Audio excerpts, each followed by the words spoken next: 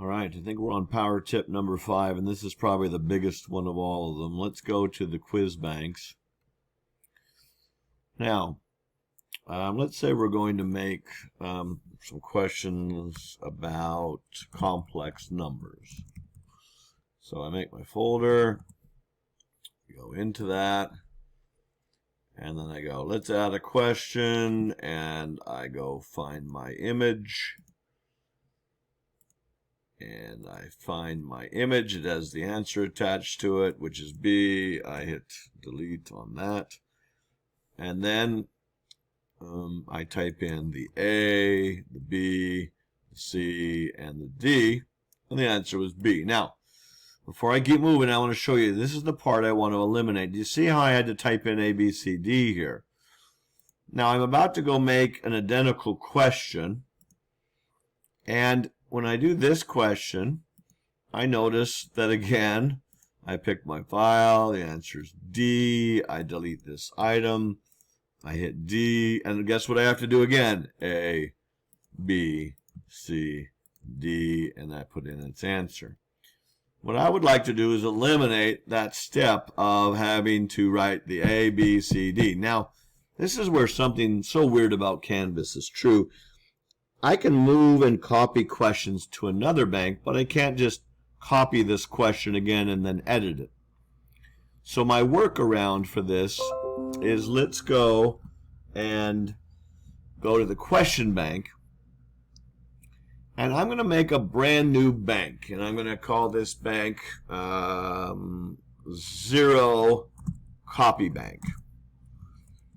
Now first, why did I call it 0? Because it will then be at the very top of my list always, and I want it there. Second, why did I call it Copy Bank? Because I'm going to make questions that I want to repeat many times over in here, and then I'm going to duplicate them. So I want a multiple choice question. And I actually do this. I just put MC here, and you don't have to do this, but I'll kind of show you why. Maybe later you do that. And then I'm going to type in the A, the B, the C, and the D, and I'm going to save it. So this is a bare bones multiple choice question. It's got the A, B, C in it. A is the answer, but I don't care. I put MC here because this is one type of question. Now, I might want to make another type of question. Maybe I want to make one that's for any time I want to use a numeric one. So maybe I say, let's make the generic numeric answer. And I usually only want one answer on a numeric one. I'm going to put a capital N here for numeric. And we'll just leave the answer to be 0 like this. Now what I've done here is I've created kind of like templates or shells of styles of questions. Now there's even another type that you want to definitely do, but let's show you what I'm really trying to get at. So I want, let's say, I think there were 15 of those questions. They were all multiple choice that I was about to make. And I've already done 2, so I think we want to do 13. So what I do is I say, I want to keep the copy of the one I just made in this, but I want to copy over to this bank.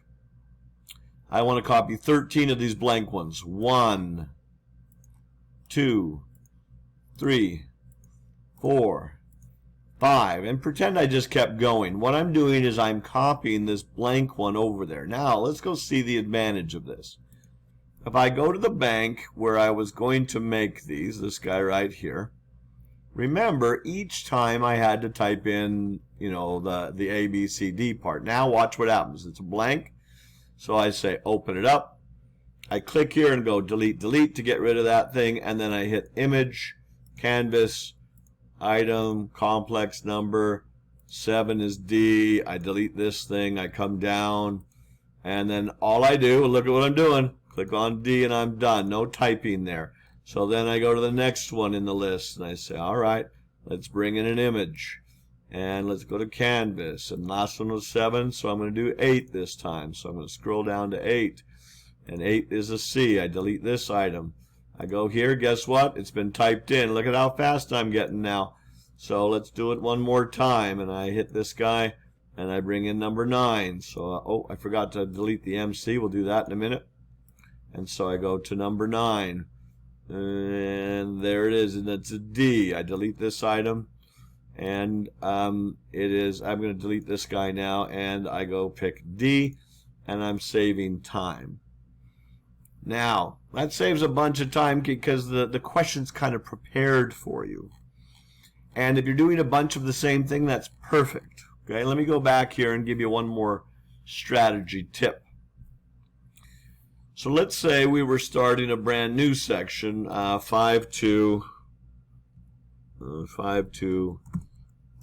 complex numbers harder, or something, a new one. Now, let's pretend in that one we have some multiple choice, but we have some numeric ones. So what I do then is I say, okay, in that group, I'm looking at them. Oh, there were 5 multiple choice ones. So I'm going to say, let me send over to that one 5 multiple choice questions. 1, 2, 3, 4, 5. And then I say, oh, and there were some numeric ones. There was 3 of those. 1, 2, 3. And now, guess what? I'm going to head over to my new bank that has 8 questions in it. And that's why I put the MC there. Remember, I told you it's a good idea. These are the 5 multiple choice ones that I want, and these are the 3 numeric ones that I wanted. Now, maybe just quickly, let me show you one more thing of why this is so huge. The guy that takes the most time to make is a drop-down menu. So if I add a question and it's a drop-down menu, say, and we say, the solution is, and we do the special brackets, and we put in our variable. When we make our drop-down items, like all of the possible answers, 5, -4, let's say -4 was the answer, 0, 8, -3, and 7, and so on.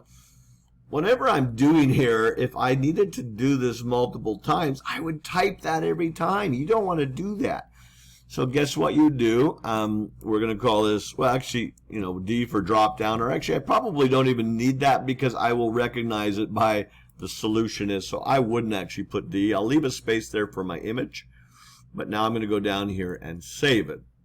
So here it is. Let's say I needed 4 of those guys. So I would say, let's move that into, let's put it in that same place, keep the copy, 1,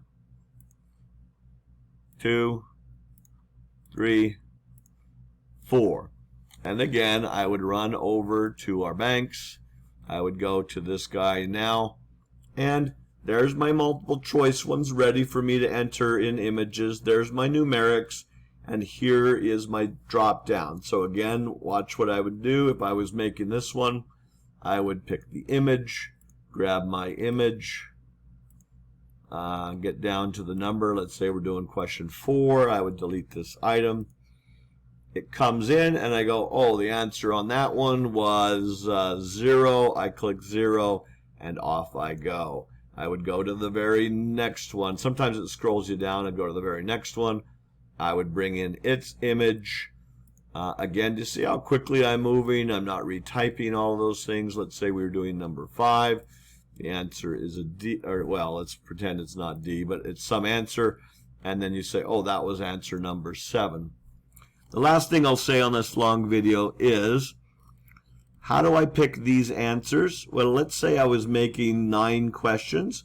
I would use the 9 answers, and maybe not 9, maybe every group I would change it. You don't want 9 in a drop down, or you could. But these represent the answers for those 9 questions, so I don't have to retype the question options. I just keep reproducing it and clicking on the answer for that particular one.